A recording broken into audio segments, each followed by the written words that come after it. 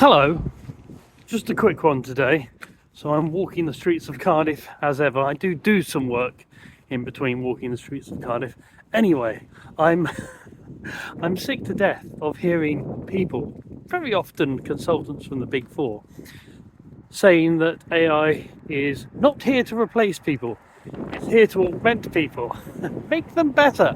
In fact, I just listened to a podcast where one of them, remain nameless, but one of the MBB lot said AI, generative AI, was here to make us be the best person that we can be. It's like the worst type of Californian, avocado munching personal trainer guru. Anyway, so tell that to transcribers, class of person that doesn't exist anymore. They disappeared in 2022 with the advent of Whisper. Tell that to copy editors and content writers.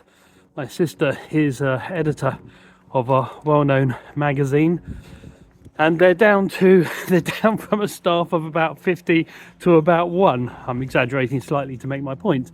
Tell that to photographers who, very well-known photographer who's another friend of a different sister, no longer gets work because people use AI instead. So let's not muddy the waters. Let's speak truth to power here. AI is coming for our jobs. Now the question is that going to be something like the calculator, where people decide to people train up in other things and actually the numbers of people in a profession increase? Or is it going to be more like the enclosures, where you have bands of unemployed, dangerous vagabonds roaming the country looking for revenge? I don't know, but I can tell you one thing. AI is already replacing jobs, and it's going to continue to do so, and that pace is probably going to accelerate.